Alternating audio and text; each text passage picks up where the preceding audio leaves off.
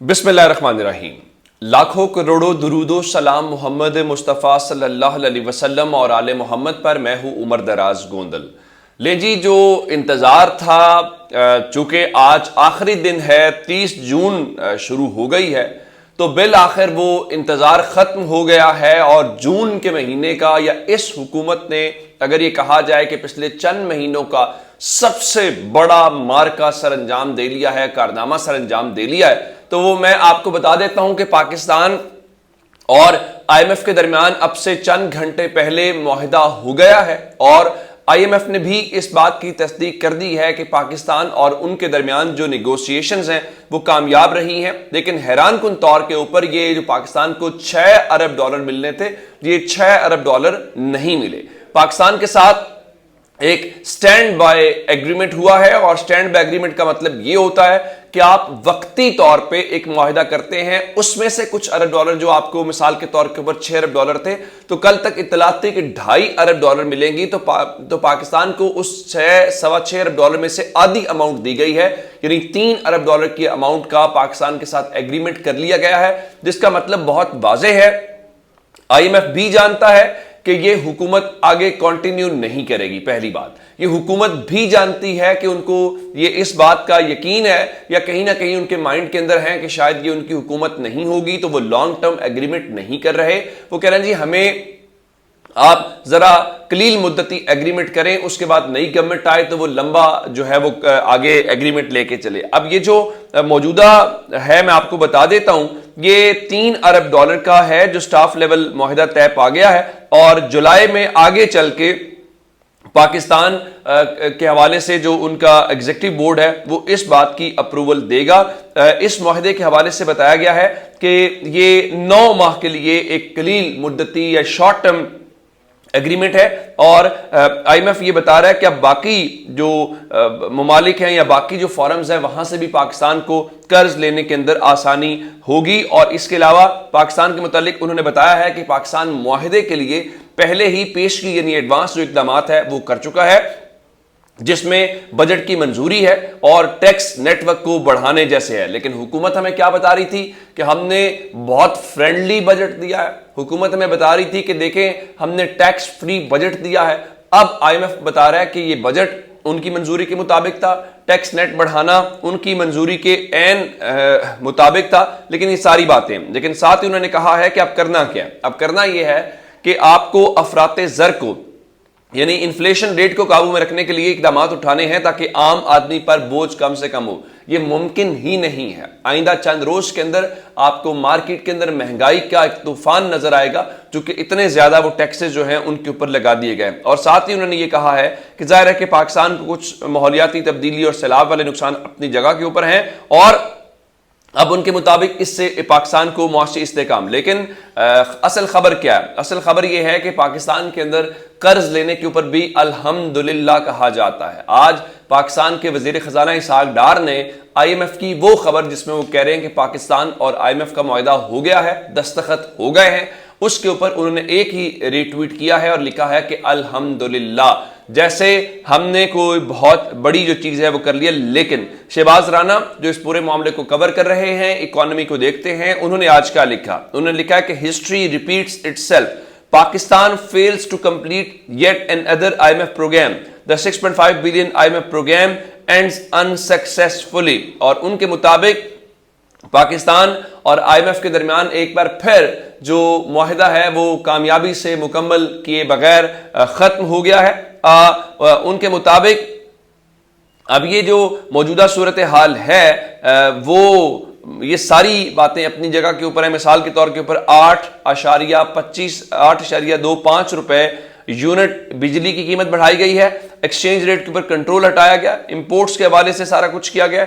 ये करने के बावजूद अगर आप इस नहज के ऊपर ये सर करके आए हैं तो फिर मान लीजिए कि आपको इस वक्त जो है वो आपने वक्ती जुगाड़ लगा लिया है। लेकिन ये वक्ती जुगाड़ कब तक आगे चलेगा ये आप हम सबके सामने है कि हमने दुनिया को कर्ज पे कितना करना है, हमारे पास रिजर्व्स कितने हैं, हम मजीद कर्ज लेंगे, हम वो वापस कैसे करेंगे, कर्ज का हमारी जीडीपी के साथ रेशो क्या है, वो एक अलग साइंस है। ये एक उबूरी, ये वक्ती मुआहिदा है। लेकिन याद रखिएगा हमारे बड़ों ने पिछले एक साल के अंदर जो जिद पकड़ी हुई है, उस जिद का पाकिस्तान को नुकसान हुआ। अगर वो जिद में से निकल जाते तो आज पाकिस्तान किसी बेहतर पोजीशन के ऊपर होता और कम से कम हम एक स्टेबल जो गवर्नमेंट है उसके ऊपर होते। अब आते हैं इस बात के ऊपर, खान वाली टीम के ऊपर जो मैं बात कह रहा हूं।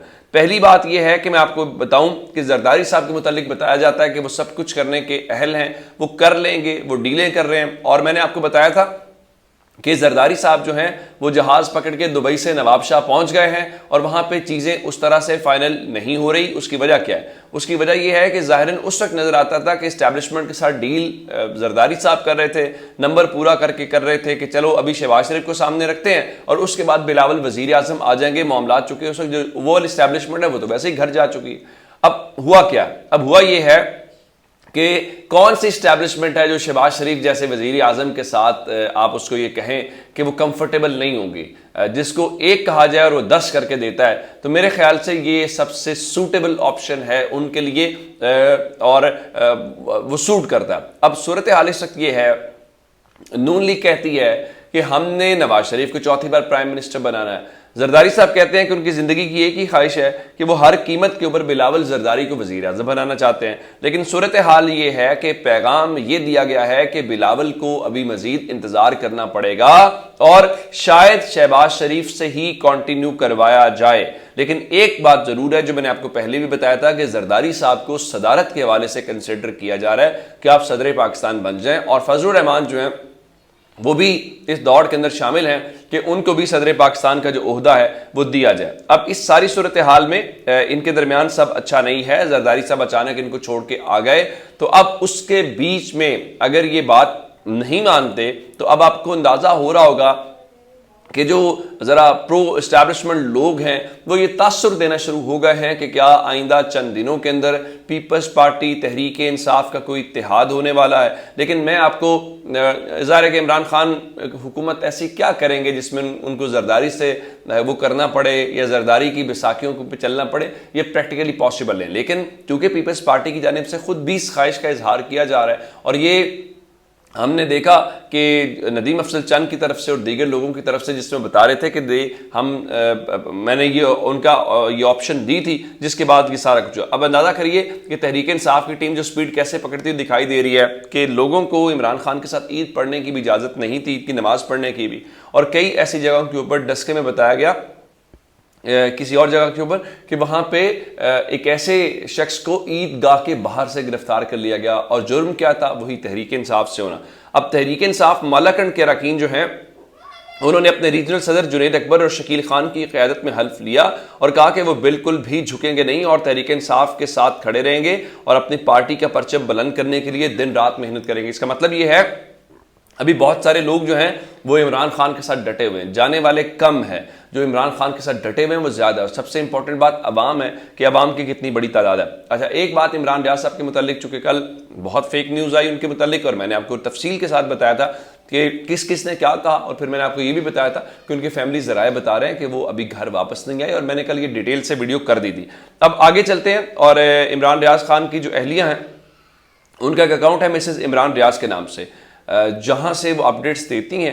तो अब उनके जो इमरान रियाज खान के भाई हैं उस्मान रियाज खान, उन्होंने आज ट्वीट किया है कि भाभी का account Mrs Imran Riaz hack किया गया है, फिलहाल पोस्ट और डीएम पे तवज्जो ना दी जाए जब तक अकाउंट मुकम्मल रिकवर ना हो जाए। मुझे लगता है कि इस किस्म की अब अकाउंट्स को हैक करके शायद कोई नैरेटिव बनाने की कोशिश की जा रही है या इस किस्म की हरकतें करने की कोशिश की, लेकिन जरा आप मुहतात रहिएगा, अपना बहुत सारा ख्याल रखिएगा। खुदा हाफिज।